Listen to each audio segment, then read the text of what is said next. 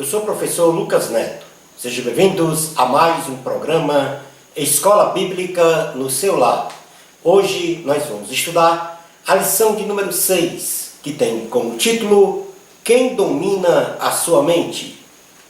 A mente humana é o campo de batalha espiritual com 3 dimensões também espirituais.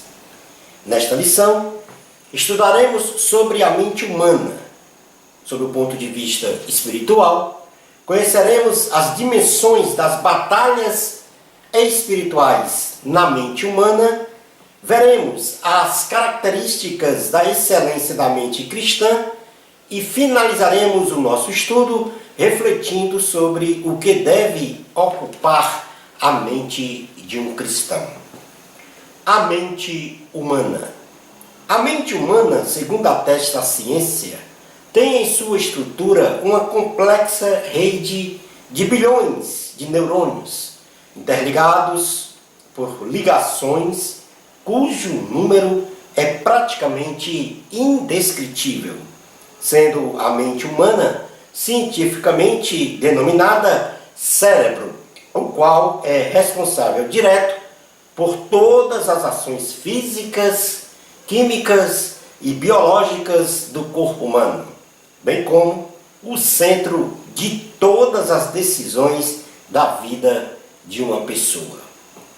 A mente é a sede dos pensamentos, dos sentimentos e da vontade de uma pessoa e é também o principal campo de batalha espiritual que Satanás usa e ocupa para, num primeiro estágio, oprimir um ser humano em progressão contínua desta opressão até estabelecer uma possessão demoníaca sobre ela, sempre no intuito de matar, roubar e destruir essa pessoa ou terceiros. No livro de Provérbios, capítulo de número 4, versículo 23, diz assim a palavra do Senhor: sobre tudo o que se deve guardar,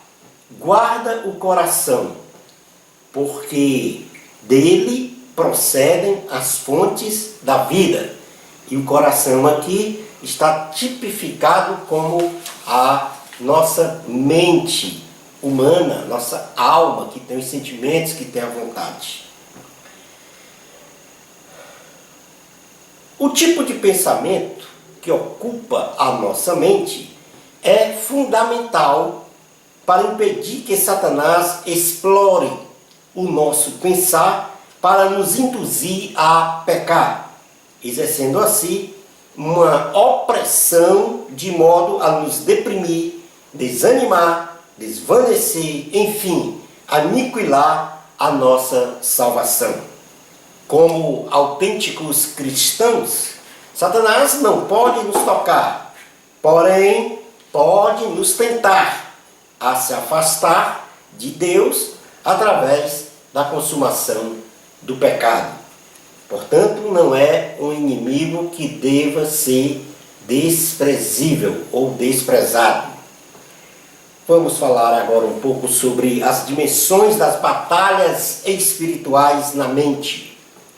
A mente humana deve discernir pelo menos 3 dimensões de onde as guerras têm origem, de forma a aplicar a metodologia espiritual certa para destruir os dados inflamados do maligno. Basicamente 3 são as dimensões de conflagração de batalhas espirituais na mente, a saber: primeiro, a dimensão social, o cristão e os valores morais, éticos e sociais do mundo. Certos comportamentos éticos, morais e sociais de uma sociedade se contrapõem aos valores e preceitos divinos, induzindo as pessoas a cometerem pecados e também à perda de sensibilidade e de sua comunhão com Deus transcendente. Na primeira carta de João, capítulo de número 2, versículos 15 ao 17, diz assim a palavra do Senhor: Não ameis o mundo nem as coisas que há no mundo. Se alguém amar o mundo, o amor do Pai não está nele. Porque tudo que há no mundo, a concupiscência da carne, a concupiscência dos olhos e a soberba da vida, não procede do Pai, mas procede do mundo. Ora, o mundo passa bem com a sua concupiscência. Aquele, porém, que faz a vontade de Deus, permanece eternamente. Em João capítulo 15, versículos 18 a 20, diz assim a palavra do Senhor. João capítulo 15, 18 a 20. Se o mundo vos odeia, sabei que primeiro do que a vós outros me odiou a mim. Se vós fosseis do mundo, o mundo amaria o que era seu. Como todavia não sois do mundo, pelo contrário, dele vos escolhi. Por isso o mundo vos odeia. Lembrai-vos da palavra que eu vos disse: não é o servo maior do que o seu senhor. Se me perseguiram a mim, também perseguirão a vós outros. Se guardaram a minha palavra, também guardarão a vossa. Portanto, aqui a dimensão social está tipificada aqui, representada pelos valores de uma sociedade que são contrários aos valores e preceitos divinos. E, portanto, esta é uma dimensão em que ocorre uma batalha espiritual, onde nós não devemos então amar o mundo, ou seja, os valores da sociedade que se contrapõem aos preceitos divinos. A segunda dimensão das batalhas espirituais na mente humana é a dimensão pessoal, o espírito e os desejos carnais do cristão. O homem é constituído de corpo, alma e espírito, sendo o corpo a parte visível da pessoa que caracteriza o estereótipo. A alma é o centro dos sentimentos, das vontades, dos raciocínios. E o espírito é o canal de comunicação entre o homem e Deus. Os desejos carnais, estimulados pelo corpo ou pela alma, militam contra o espírito, onde estes desejos carnais tipificam o pecado. E o viver em espírito, a rejeição ao pecado. A partir deste conceito espiritual, nós devemos viver alimentando o nosso espírito com as coisas de Deus, para não sermos tragados pelos desejos do corpo e da mente. Na carta aos Gálatas, capítulo de número 5, versículos de número 16 ao 26, diz assim a palavra do Senhor. Gálatas, capítulo 5, versículo 16 ao 26. Digo, porém, andai no Espírito, e jamais satisfareis a concupiscência da carne, porque a carne milita contra o Espírito, e o Espírito contra a carne, porque são opostos entre si, para que não façais o que porventura seja do vosso querer. Mas, se sois guiados pelo Espírito, não estáis sob a lei. Ora, as obras da carne são conhecidas e são prostituição, impureza, lascívia, idolatria, feitiçarias, inimizades, porfias, ciúmes, iras, discórdias, dissensões, facções, invejas, bebedices, glutonarias e coisas semelhantes a esta, a respeito das quais eu vos declaro, como já outrora vos preveni, que não herdarão o reino de Deus. Os que tais coisas praticam. Mas o fruto do Espírito é amor, alegria, paz, longanimidade, benignidade, bondade, fidelidade, mansidão, domínio próprio. Contra estas coisas não há lei. E os que são de Cristo Jesus crucificar a carne com as suas paixões e concupiscências. Se vivermos no Espírito, andemos também no Espírito. Não nos deixemos possuir de vanglória, provocando uns aos outros, tendo inveja uns dos outros. Portanto, aqui há também uma dimensão pessoal, uma dimensão interna, onde o próprio cristão, ele luta contra os desejos carnais, que leva ao pecado, segundo foi mencionado aqui em Gálatas, capítulo 5, versículos 16 a 26. O apóstolo Paulo, na carta aos Romanos, capítulo 7, ele também tipifica, mostra essa luta entre a carne e o espírito, sabendo sempre que a carne os desejos carnais tende a nos levar à consumação do pecado, e o espírito tende a refrear, a aniquilar esse desejo. Portanto, nós temos que viver em espírito. A outra dimensão das batalhas espirituais da mente é a dimensão sobrenatural. O cristão e os poderes sobrenaturais malignos, os principados e potestades malignas representadas pelos demônios, oprimem os cristãos, visando sempre destruí-los.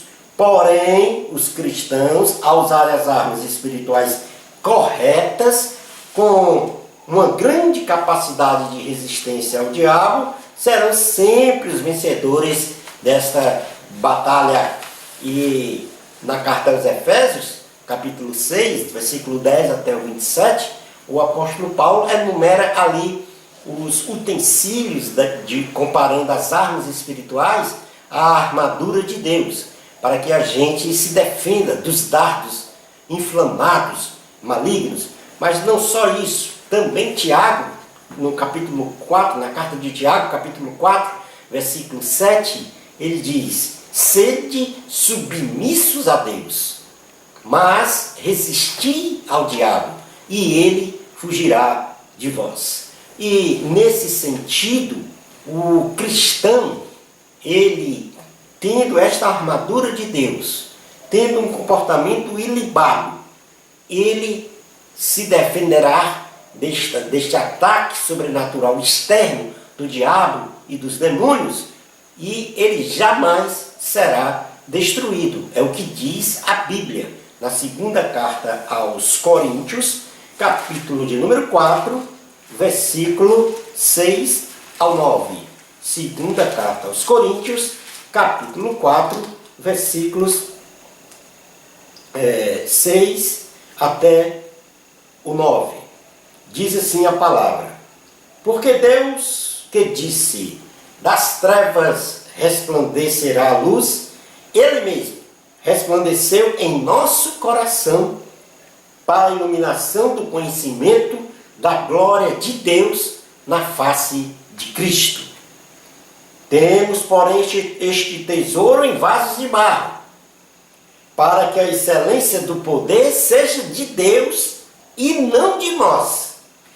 Em tudo somos atribulados, porém não angustiados, perplexos, porém não desanimados, perseguidos, porém não desamparados, abatidos, porém não destruídos, levando sempre no corpo o morrer de Jesus, para que também a sua vida se manifeste em nosso corpo. E eu quero chamar aqui a atenção ao versículo 9, que diz: perseguidos, porém não desamparados, abatidos, porém não destruídos. Portanto, nós, da condição de cristãos autênticos e verdadeiros, temos a certeza de que Satanás não tem poder de nos destruir, segundo a palavra do Senhor. Passemos agora a trabalhar o que é a excelência da mente cristã. O que é uma mente cristã com excelência? E aí nós vamos ler na carta aos Filipenses, capítulo 4, versículo de número 5, na parte A, diz assim: seja a vossa moderação, ou seja, equidade, conhecida de todos os homens. Seja a vossa moderação conhecida de todos os homens. Neste versículo, nós temos as palavras moderação ou equidade como palavras basicamente de mesmo significado, que se traduz em amabilidade, benignidade e brandura. No contexto mais amplo, estas palavras apontam para a capacidade de enfrentar uma atitude de oposição com domínio temperamental, demonstrando mansidão, brandura, gentileza e paciência, tendo salvo em Cristo uma disposição amável e honesta para com as outras pessoas, especialmente as provocadoras. Então, a excelência da mente cristã traz em seu bojo essa qualidade de moderação, de equidade, que tem um fim, ou melhor, um significado de amabilidade, benignidade, brandura, gentileza, paciência, mansidão. Temos que desenvolver em nosso ser um domínio próprio, de modo a até suportar injustiça ou maus tratos, sem revidar, não deixando-se ser possuído pela vontade da vingança, mas sempre pela ação de misericórdia. Pessoas destemperadas pagam extremamente caro o preço da intransigência e da inflexibilidade. Outra característica de excelência da mente cristã é o que nós vamos ler em Filipenses, capítulo 4, versículo 5, a parte B do versículo diz assim: perto está o Senhor. O cristão autêntico, ele vive sempre na plena confiança de que Cristo jamais abandona os seus servos. A declaração perto está o Senhor, registrada pelo apóstolo Paulo, assume uma conotação de tempo presente e futuro. No tempo presente, indicando que nas lutas da vida cristã, o Senhor Jesus sempre está perto para guardar e proteger aqueles que servem a Cristo.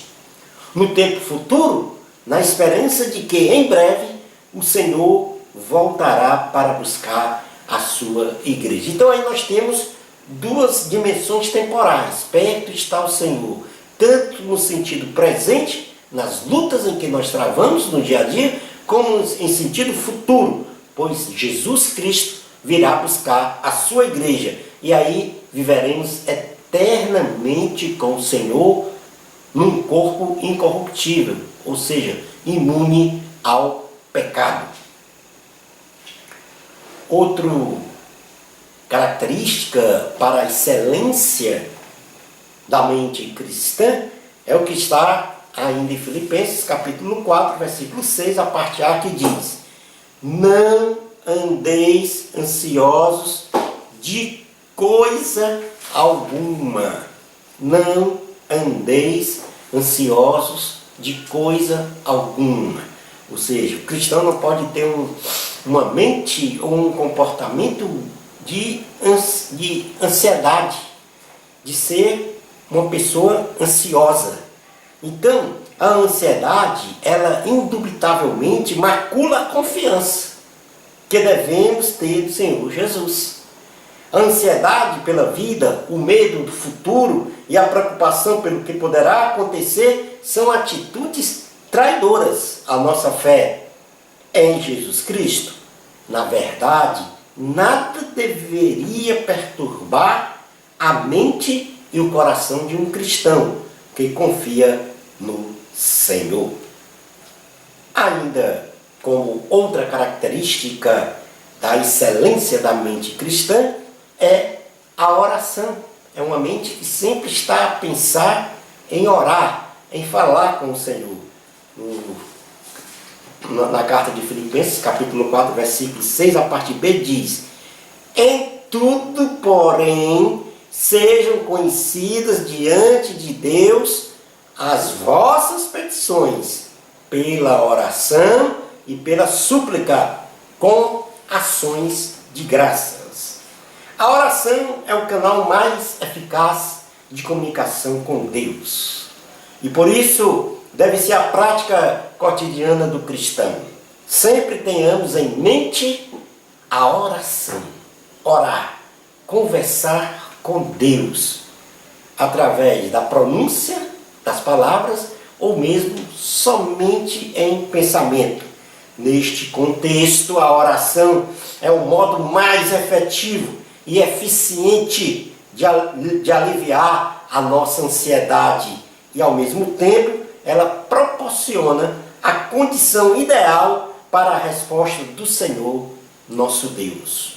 O apóstolo Paulo nos orienta a orar em 3 modos distintos, quais sejam: primeiro, orar com petições, isto é, todas as nossas petições podem ser apreciadas pelo Senhor Jesus.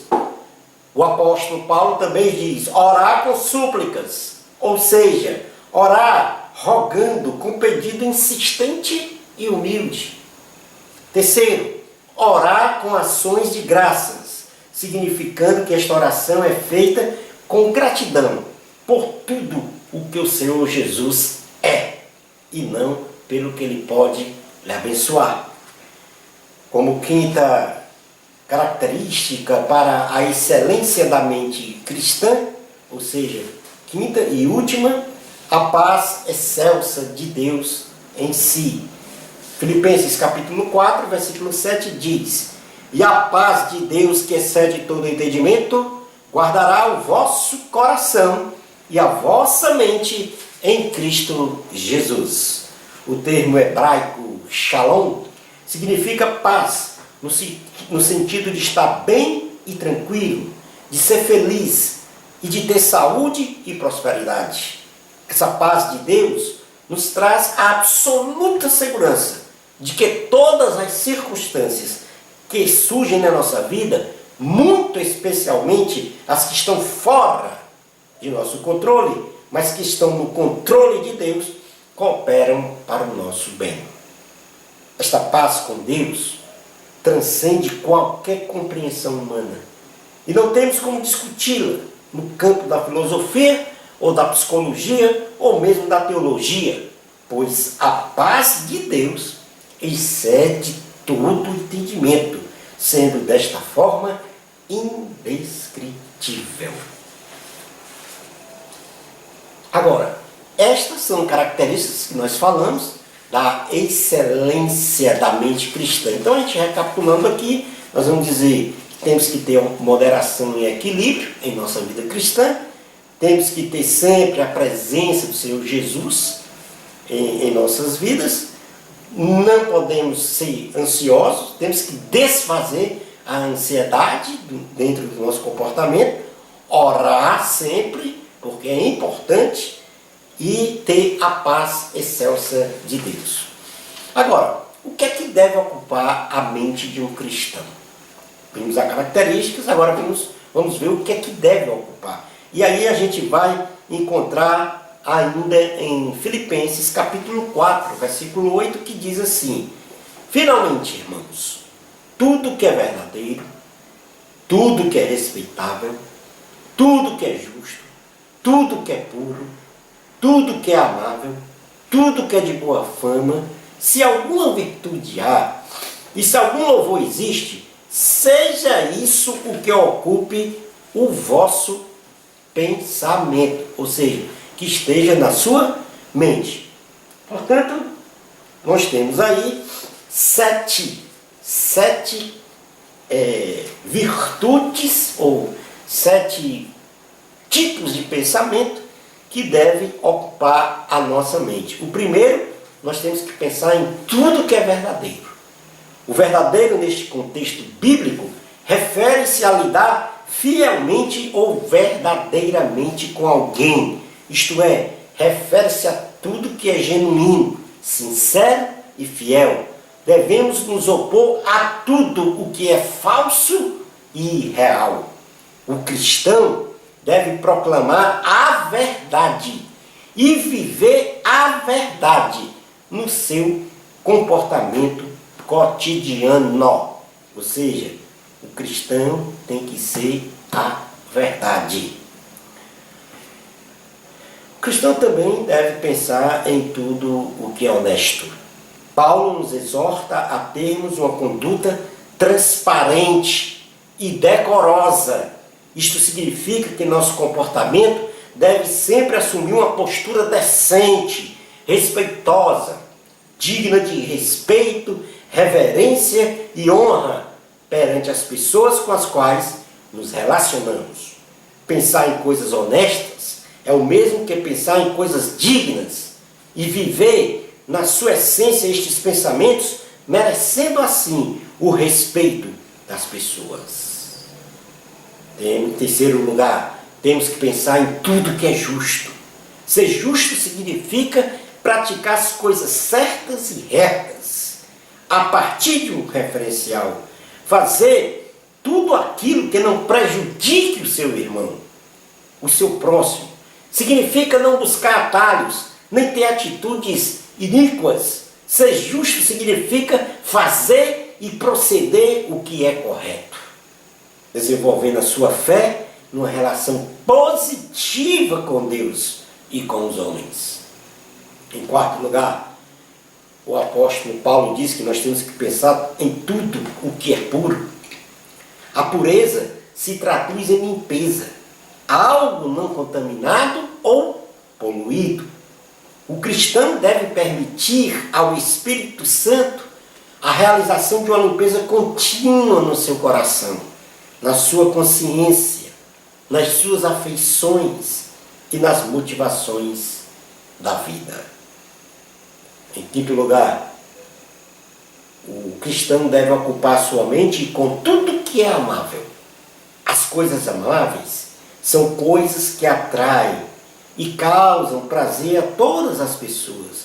Significa pensar naquilo que promove o amor fraternal e a amizade, bem como a construção saudável e edificante do ponto de vista emocional e também espiritual nas relações entre os irmãos.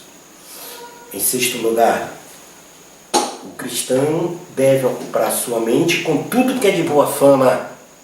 Esta fama refere-se ao que é, em geral, bem conceituado e altamente respeitável pela sua irrepreensível conduta moral e espiritual, vista com bons olhos por Deus, pelos cristãos e pelos outros da sociedade que não são cristãos. Em último lugar e sétimo, o apóstolo Paulo diz que a partir desses 6 pensamentos que devem ocupar a mente do cristão, se há alguma virtude e se há algum louvor nisso, pensai. Ou seja, se tudo isso que ele falou, pensar em tudo que é verdadeiro, pensar em tudo que é honesto, pensar em tudo que é justo, pensar em tudo que é puro, pensar em tudo que é amável, pensar em tudo que é de boa fama, se há alguma virtude nisto e se há algum louvor nisto, pensai. O cristão tem por obrigação demonstrar para o mundo a excelência do seu modo de pensar e viver. As virtudes do cristianismo devem ser proclamadas com louvor para a elevação moral e espiritual dos cristãos e dos não cristãos. Concluindo a nossa aula de hoje, o pensamento humano é o pai da ação. E dependendo como esteja sendo este pensamento humano alimentado, este pode nos motivar a louvar a Deus ou a não louvar a Deus, a partir de nossas ações e comportamentos. Bênçãos especiais de Jesus para você. Amor a Cristo, a glória é de Deus. Até ao nosso próximo programa, Escola Bíblica no seu lar, se Deus permitir.